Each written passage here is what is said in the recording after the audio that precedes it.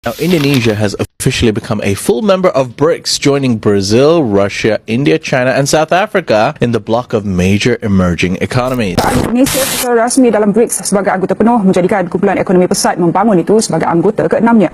Indonesia will formally join BRICS as a full member, further expanding the group of major emerging economies. The bloc's 2025 chair, Brazil, said in a statement that member states approved Indonesia.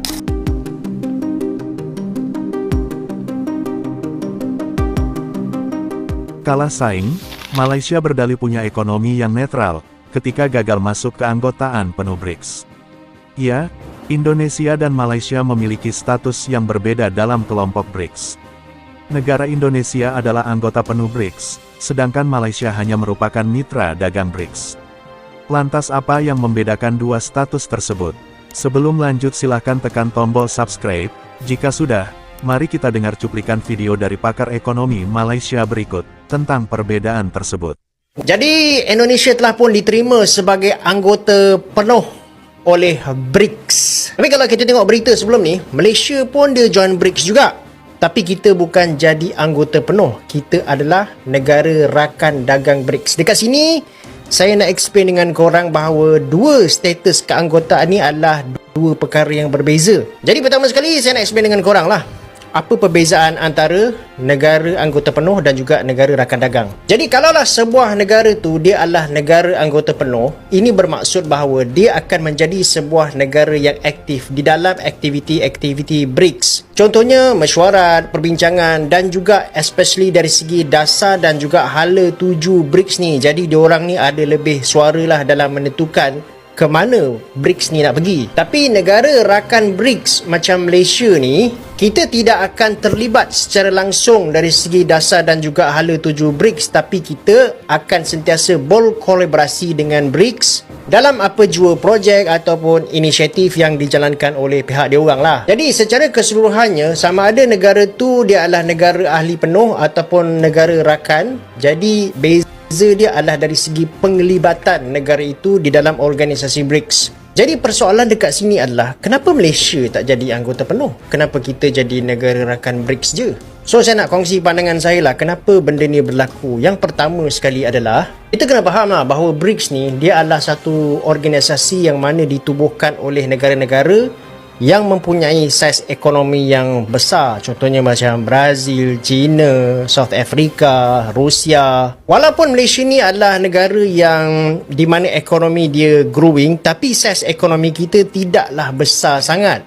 Kalau kita tengok dari segi population pun, saiz dia sangat berbeza dengan Indonesia. Indonesia ni dia hampir kepada 300 juta orang. Sementara tu kalau kita tengok dekat Malaysia pula, kita hanya sekitar 35-36 juta aja macam tu. Yang kedua pula, saya fikir ni ada kaitan dengan dasar negara kita, yang mana kita lebih kepada hendak menunjukkan kepada negara-negara dekat luar sana yang mana kita punya dasar ni adalah lebih neutral. Kita bukanlah pro kepada US, kita pun bukan pro kepada China. Jadi dengan itu kita lebih fleksibel dalam menerima apa jua perkara yang boleh memberikan manfaat kepada negara kita. Tak kisahlah dia daripada China ke ataupun daripada US ke, as long as dia ada mutual beneficial relationship, kita okey. Jadi pada masa depan, ada kemungkinan tak Malaysia ni akan menjadi anggota penuh BRICS?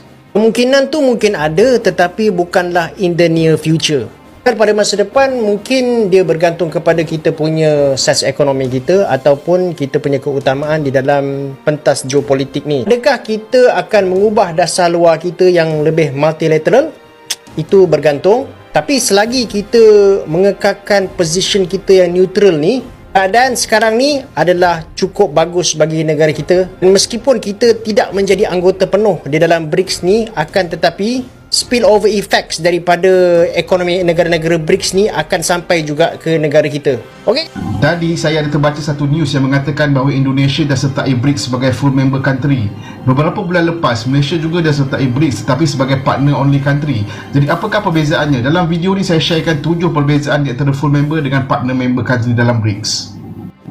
Okey, yang pertama, sebagai status dia, ahli full member ni merupakan ahli rasmi dan tetap di dalam BRICS, manakala partner country ni adalah hanya sebagai ahli collaborator sementara dan juga ahli tidak rasmi. Okey, yang kedua, dalam kuasa membuat keputusan, full member country ini boleh membuat keputusan dan memberi direction di dalam BRICS dan juga mempunyai hak mengundi penuh, manakala partner country ini hanya terlibat sebagai pemerhati dan juga collaborator.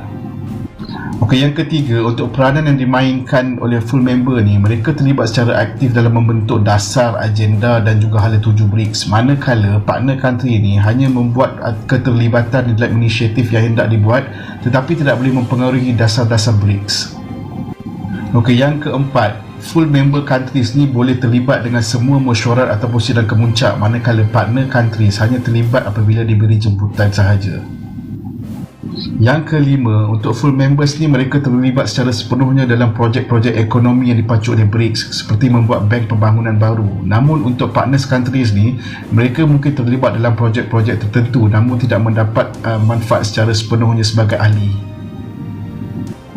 Yang keenam, dari segi peranan kepimpinan, full members ni memainkan peranan yang sama rata dalam memacu untuk mencapai objektif kumpulan. Namun partners countries ni hanyalah terlibat secara collaborator dan juga hanyalah sebagai penyokong.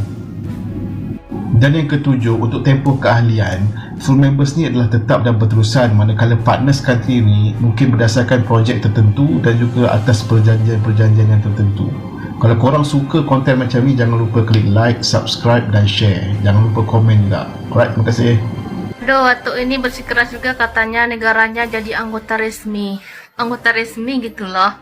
Jadi kira-kira beginilah gambaran geng-geng yang ada di BRICS itu ya. Yang pertama itu yang di atas, Estados Miembros, itu artinya anggota yang sudah resmi. Inilah yang anggota resmi atau terdiri sekarang sudah 10 negara yang resmi masuk. Penambahannya itu Arab Saudi, Iran, kalian bisa lihat tuh. Yang geng sebelah kanan ini, interest en la adhesion, ini adalah partner permanen yang diajukan atau berminat menjadi anggota resmi. Sementara yang sebelah kiri itu, solicitaron ingreso, itu adalah negara-negara yang sedang mengajukan permohonan, artinya dia masih di luar pintu, belum dia apa-apain, belum masuk jadi apa-apa, apalagi anggota resmi. Partner saja tidak. Terjemahannya kira-kira begini, solicitaron ingreso, mereka yang sedang mengajukan permohonan untuk masuk. Kan yang geng sebelah kanan yang ada Indonesianya, inilah kira-kira terjemahannya, pengelompokannya tadi itu. Minat dalam keanggotaan, berarti dia sudah menjadi partner yang minat atau diajukan atau ditarik menjadi anggota. Jadi sudah jelas ya, geng kita berbeda, level kita nggak sama. Sudah penting bagi Indonesia untuk memperkuat kerjasama antara selatan-selatan dan memastikan suara dari negara-negara Global South, aspirasi dari negara-negara Global South dapat terwakili dalam proses pengambilan keputusan secara global. Hal ini tentunya terkait erat dengan keinginan negara-negara BRICS untuk segera menerima Indonesia yang selalu berkomitmen dan juga telah menunjukkan peran aktifnya dalam berbagai macam isu global dan juga penghargaan dan pengakuan dari negara-negara BRICS terhadap komitmen Indonesia untuk memperkuat kerjasama yang lebih inklusif dan berkeadilan. Dan langkah strategis Indonesia juga ini dihargai untuk meningkatkan kolaborasi dan kerjasama dengan negara berkembang lainnya. Sebenarnya sejak 2023, negara Indonesia sudah ditawari menjadi anggota penuh BRICS, namun karena ada pergantian kekuasaan, Indonesia menundanya dulu.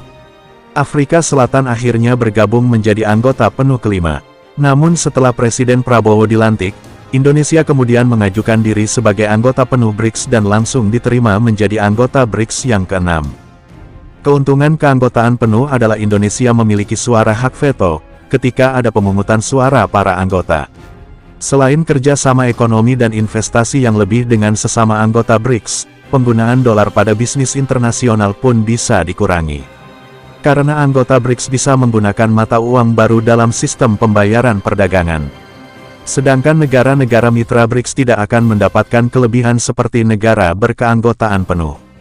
Sebenarnya negara jiran kita pernah mengajukan diri menjadi anggota penuh BRICS, namun ditolak salah satu anggota BRICS yaitu India. Walaupun China dan Rusia menyetujui pengajuan keanggotaan Malaysia, namun hal tersebut ditolak oleh India sebagai anggota lain dari blok BRICS. Hal itu dikarenakan pemerintah Modi ingin menghentikan sementara penerimaan negara-negara baru, termasuk Malaysia selama 5 tahun ke depan. India ingin menetapkan seperangkat aturan dan kebijakan yang jelas dalam 5 tahun ke depan, dan tidak secara membabi buta menerima negara-negara baru. Oke guys, bagaimana pendapat kalian tentang berita bergabungnya Indonesia dalam keanggotaan BRICS? Tulis komentar kalian di bawah.